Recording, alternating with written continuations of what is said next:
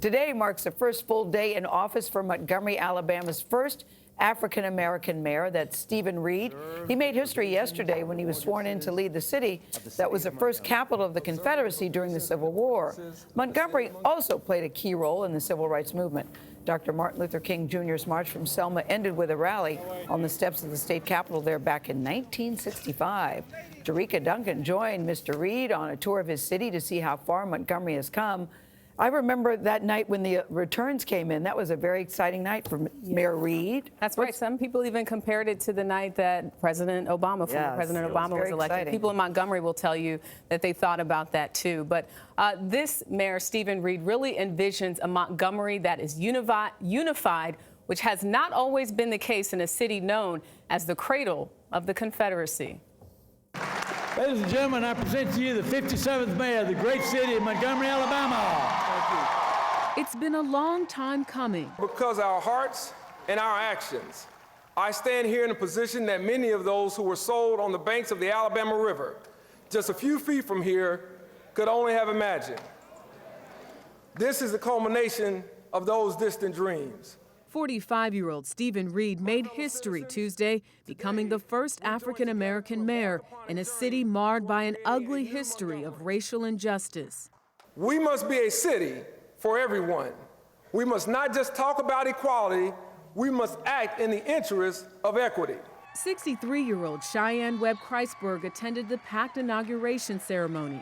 She was just 8 when she marched alongside Dr. Martin Luther King Jr. from Selma to Montgomery in 1965 to support voting rights for African Americans. She was even there on Bloody Sunday when state and local lawmen brutally beat and injured more than 50 peaceful marchers. I have had the opportunity since being that little girl to see the first African American mayor in Selma, the first African American president, and today, the first African-American mayor. So help me God. Congratulations. Stephen Reed is a mayor that has really set the tone in the cradle of the Confederacy here in Montgomery. Reed's story began in Montgomery, Alabama, where he was born and raised. His father, Joe L. Reed. Some folks say politics is dirty, but politics is a noble profession. It's politricks that's bad. Was a longtime chairman of the Alabama Democratic Conference. Did you know you always wanted to be mayor of the city? No way. Definitely did not know that I wanted to be mayor and didn't plan on it. So what happened? What changed? I think for me, I grew frustrated with the lack of initiative in some of our political leaders and the lack of political courage. Some of the most courageous actions taken that catapulted the civil rights movement into the national spotlight happened right here in Montgomery. Thank you for all the support. I appreciate it. They just said on the radio, you will be sworn in tomorrow. At 10 a.m. The day before being sworn in, then Mayor-elect Reed took us on a tour. As we're walking closer and closer to this plaque memorializing Rosa Parks, this is significant. This is arguably where it all started. Yes. Protesting and change has always, I think, been in the DNA of people here.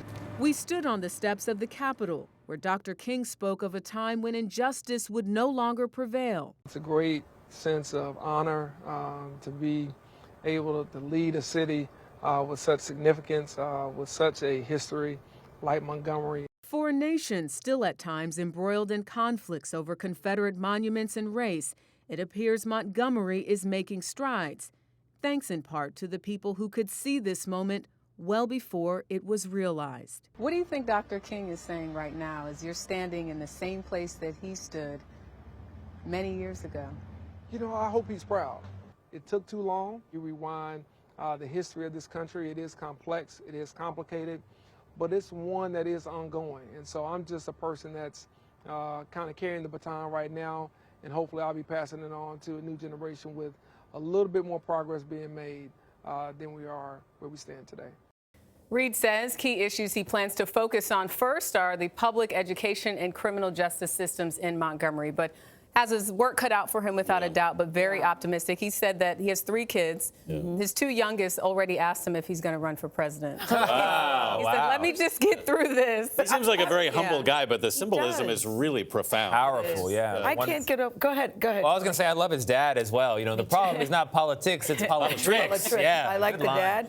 I like that he's 45 because I remember watching election night thinking he looks like he's 25. Yeah. But when I said to Jericka, how old is he? Jericka goes, it's coming up in the next track. It's coming up. Just But listen. Yeah, just listen. Yeah. But 45, and he seems so ready for this job. Yeah, he's ready. And it was interesting to hear that this wasn't something that he had his eye on necessarily, but just felt it was time. It was time for change. It was known as the cradle of the Confederacy. It'd be interesting to see what it's known for going forward. It's time for a new chapter. All right, we'll see them in 4 years. Congratulations. We'll be back. Mayor Reed, yeah. We'll do a follow-up. Congratulations. You can hear more of Jericka's conversation with Montgomery Mayor Stephen Reed. Congrats to him on today's CBS This Morning podcast. Listen wherever you like to get your podcasts.